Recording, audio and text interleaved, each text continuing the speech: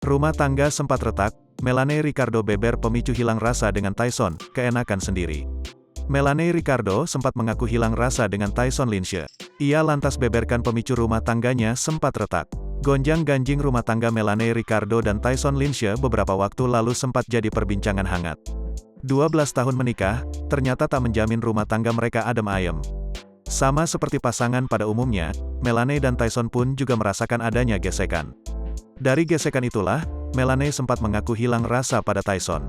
Hal itu diungkapnya langsung saat hadir di sebuah acara televisi.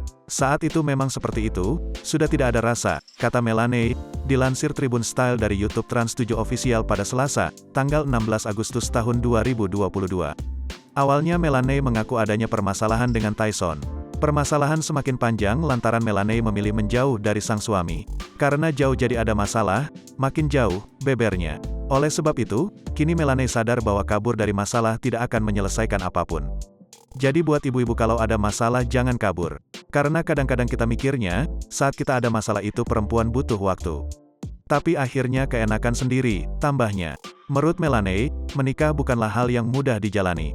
Setiap pasangan harus bisa saling menghargai dan meredam ego masing-masing demi hubungan yang lebih baik. Hal itulah yang dirasa Melanie sangat sulit untuk dilakukan. Karena kalau berdua kan bergesekan.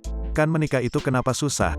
Karena dua pribadi ini harus bergesekan, sama-sama bernegosiasi. Saling memaafkan, ya udahlah yang gak penting gak usah dipikirin.